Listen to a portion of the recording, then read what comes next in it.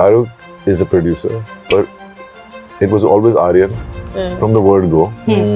हम तो बहुत खुश थे कि Red Chillies producer है, Shahrukh is a producer.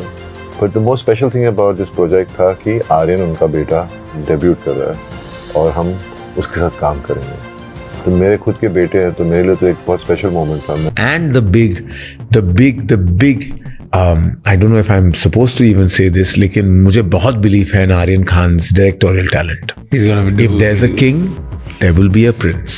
2 अक्टूबर 2021 बापू जयंती के दिन आर्यन खान को केस में धर लिया जाता है. मीडिया चैनल्स, मीम से लेकर हर जगह आर्यन के ऊपर डिफरेंट एलिगेशंस के गन तान दिए जाते हैं. लगता है कि भैया बॉलीवुड के रेस में उतरने से पहले ही आर्यन खान को टर्मिनेशन सर्टिफिकेट थमा दिया गया हो. ये तो शुरू होते ही खत्म हो गया यार. क्योंकि बॉलीवुड में जब किसी को करियर के अर्ली स्टेज में कोर्ट केस फेस करना पड़ता है और एक बार जब उसकी इमेज टार्निश हो जाती है, फिर उसे ठीक करना इम्पॉसिबल हो जाता है. और इसी केस की वजह से उनका करियर वहीं खत्म हो जाता है. इस चीज का प्राइम एग्जांपल है साइनी आहूजा. बट केस तो आर्यन खान के ऊपर भी हुआ था, बट उनके केस में उनका करियर खत्म होने की जगह उल्टा अब लोग आर्यन खान को और भी ज्यादा पसंद करने लगे. 8 महीने लगते हैं उस केस को क्लोज होने में और आर्यन खान को क्लीन चिट मिलने में. उसके बाद आर्यन खान ऐसे अंडरग्राउंड होते हैं, I mean bro disappeared like he never existed. लेकिन अपनी इमेज सुधारने के लिए आर्यन राजू ईरानी से लेकर राज समानी, छोटे या बड़े किसी लॉन्ड्री वाले से भी नहीं मिलते. तो इसलिए हमारी इस वीडियो का पर्पस सिंपल है, आर्यन खान की उस केस की असली सच्चाई पता करना और इस बारे में बात करना कि आर्यन खान ने उस केस के बाद ऐसा क्या अलग किया कि मोस्ट हेटेड स्टार किड से वो बॉलीवुड के मोस्ट लव्ड स्टार किड बनते जा रहे हैं. उन्हें रणबीर, आलिया, करीना या ऋतिक जैसे सक्सेसफुल नेपो बच्चों की अगली जनरेशन का बताया जा रहा है. और बाकी स्टार किड्स को आर्यन खान से क्या सीखना चाहिए, एंड मोस्ट इंपॉर्टेंट, क्या आर्यन खान का डायरेक्टर बनने का डिसीजन सही है या फिर वो एक्टर ना बन के एक बहुत बड़ी गलती कर रहे हैं. और आर्यन खान ने अपने सो बैड्स ऑफ बॉलीवुड में ऐसा क्या अलग किया है जो बॉलीवुड की हिस्ट्री में आज तक कोई नहीं कर पाया है. फिल्म को थिएटर की जगह नेटफ्लिक्स पे लाना क्यों एक मास्टर स्ट्रोक है, इस पर भी बात करेंगे. और क्या as a director Aryan Khan future में सक्सेसफुल भी हो पाएंगे या नहीं, इन सब बातों पर इस वीडियो में डिटेल में डिस्कशन होगा. तो ज्यादा टाइम वेस्ट ना करते हुए चलिए शुरू से शुरू करते हैं. तो सबसे पहले बात करते हैं चैप्टर 1 द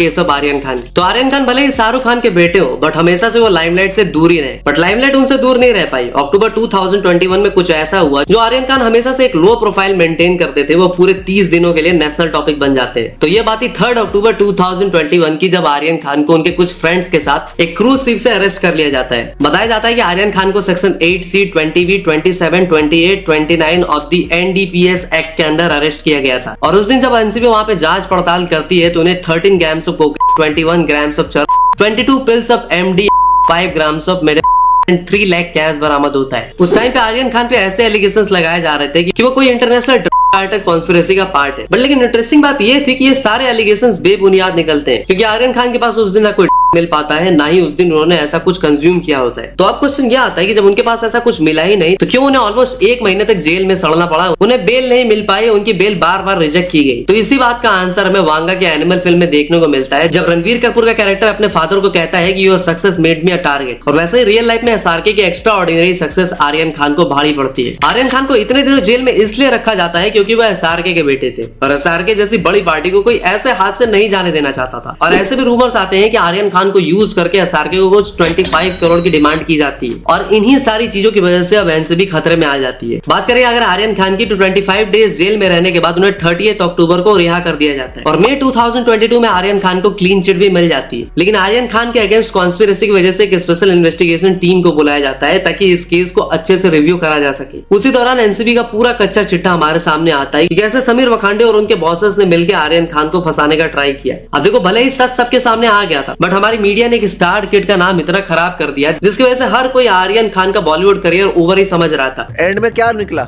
एंड में क्या हुआ? बाहर मामला रफा दफा हो गया. नहीं, रफा दफा नहीं हुआ मामला. मतलब ये आगे कि उन पर एलिगेशंस गलत थे और नहीं, हाँ, इतना बड़े केस में रफा दफा नहीं हो सकता बाबा. गलत हुआ है.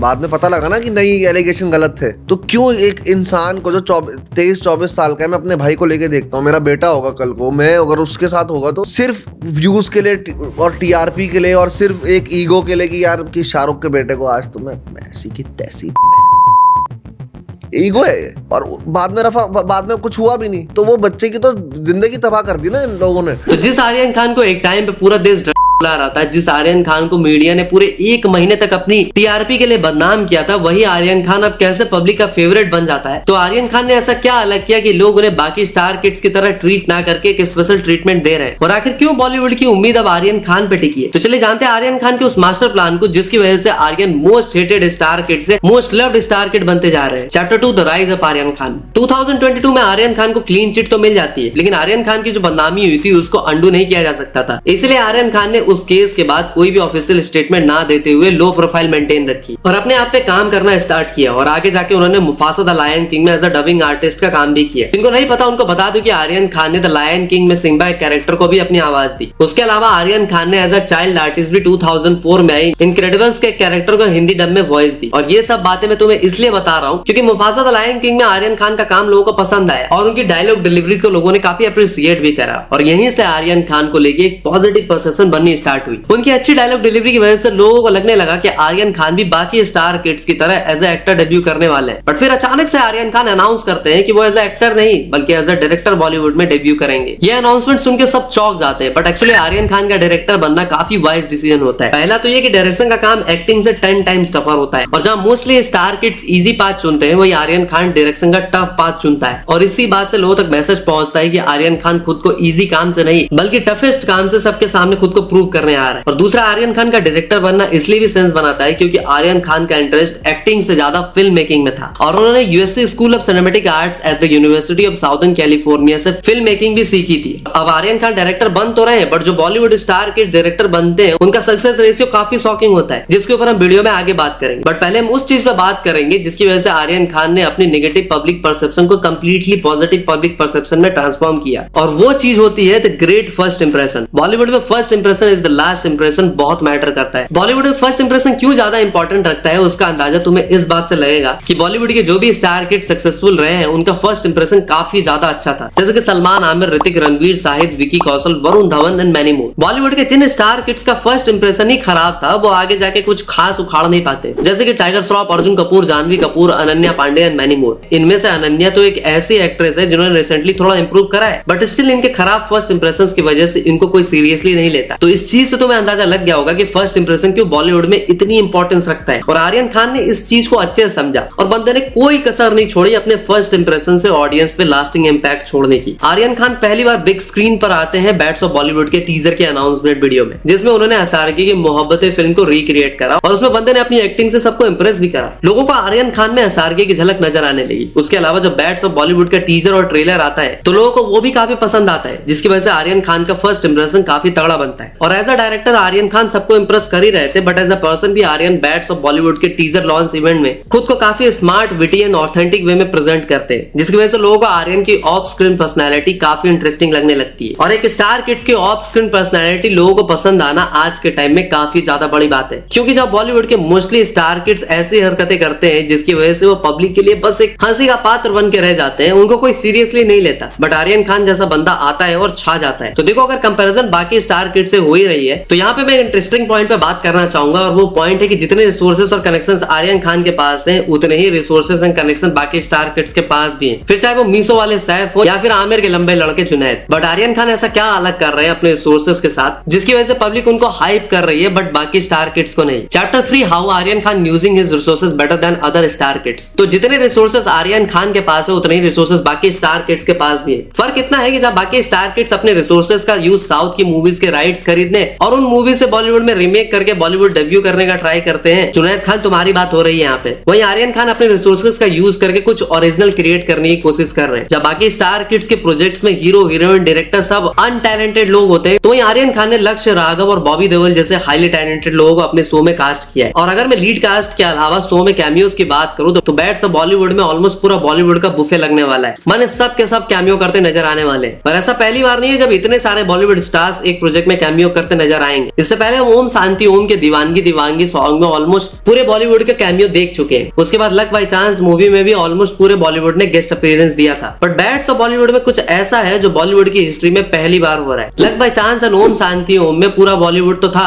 बट हम तीनों खान्स एक साथ नहीं देख पाए थे। जहां ओम शांति ओम में एसआरके सलमान थे बट आमिर मिसिंग थे, लक बाय चांस में आमिर एसआरके थे तो सलमान मिसिंग थे। बट बैट्स बॉलीवुड में कोई मिसिंग नहीं होगा। पहली बार तीनों खान्स एक साथ एक स्क्रीन में हमें दिखेंगे। और अपने डेब्यू प्रोजेक्ट के साथ ऐसा कारनामा करके आर्यन हिस्ट्री क्रिएट करने जा रहे हैं, बट वो एक्चुअली में हिस्ट्री क्रिएट कर पाएंगे या नहीं ये तो उनका शो रिलीज होने के बाद ही पता लगेगा। बट एक चीज जो हम अभी पता लगा सकते हैं वो ये है कि as a director Aryan Khan का बॉलीवुड करियर कितना ब्राइट हो सकता है। तो चले जानते हैं कि Aryan Khan as a director huge success हासिल कर भी पाएंगे या नहीं, और क्या वो सिर्फ एज अ डायरेक्टर ही काम करेंगे या फिर हमें वो कभी बड़े पर्दे पर एज अ एक्टर भी दिख सकते हैं। Chapter 4 future of Aryan Khan. Aryan Khan as a director कितने सक्सेसफुल होंगे उस चीज की फोरकास्टिंग करने के लिए पहले हमें उन स्टार किड्स का करियर देखना होगा जिन्होंने बॉलीवुड में डायरेक्शन कमाल संभाली थी। तो सुनकर थोड़ा शौक लगेगा क्योंकि बॉलीवुड में जो भी स्टार किड डायरेक्टर बनता है, मतलब जो भी डायरेक्टर कुर्सी पे बैठता है, उनमें से मेजोरिटी स्टार किड्स काफी सक्सेसफुल रहे हैं, जैसे कि राज कपूर, राकेश रोशन, फरहान अख्तर, जोया अख्तर, फराह खान, करण जौहर, अयान मुखर्जी। हाँ, अयान मुखर्जी कोई आउटसाइडर नहीं है, वो भी एक नस्ल का नेपो किड ही। तो ये जितने भी नाम मैंने लिए ये सब काफी सक्सेसफुल स्टार किड डायरेक्टर है। क्योंकि mostly star kid director successful ही होते हैं तो हम ये अंदाजा लगा सकते हैं कि आर्यन खान भी एज ए डायरेक्टर सक्सेसफुल होने वाले हैं। और अगर मैं पर्सनली अपना ओपिनियन दूं तो आर्यन के करियर को लेके तो आई थिंक आर्यन खान फरहान अख्तर वाला रूट चूज कर सकते हैं, जहां वो फरहान अख्तर की ही तरह कुछ मूवीज डायरेक्ट करेंगे, कुछ मूवीज में ऐसा एक्टिंग भी करेंगे और अपने बैनर के अंदर बहुत सी मूवीज को प्रोड्यूस करेंगे। वैसे भी आजकल बॉलीवुड में डायरेक्टर क्राइसिस चल रही है और अगर आर्यन एक अच्छे डायरेक्टर निकल के सामने आते हैं तो ये बॉलीवुड के लिए एक बहुत ही गुड न्यूज साबित हो सकती है। अब यार देखो, कोई भी माँ बाप अपने बच्चे के फ्यूचर के लिए कुछ भी करने को तैयार होता है, फिर चाहे अपने बजट से ज्यादा बड़े स्कूल में एडमिशन दिलाना हो या फिर छोटी बड़ी ख्वाहिशें पूरी करना, ये किसी भी पेरेंट्स के लिए बड़ी आम बात होती है। और एसआर के तो खुद बॉलीवुड के किंग खान है, तो उन्होंने बाकी नेपो किड्स की बुरी हालत इवन अपनी ही बेटी सुहाना खान के डेब्यू के बाद ट्रोलिंग से सीख लेते हुए आर्यन खान का डायरेक्शन डेब्यू बहुत ही तगड़ी प्लानिंग के साथ करा है। और पता है आर्यन खान की मूवीज थिएटर्स के बजाय नेटफ्लिक्स से क्यों आ रही है? क्योंकि इस फिल्म से प्रॉफिट कमाने से ज्यादा आर्यन खान को पब्लिक से वही प्यार दिलवाना है जो एसआर के को सालों से मिलती आ रही है, मतलब लेगेसी में बड़े ही ऑर्गेनिक तरीके से स्टारडम को पास ऑन करना। वैसे भी आमिर ने कहा था कि 98% लोग आज थिएटर के बजाय घर पे मूवीज देखते हैं। Only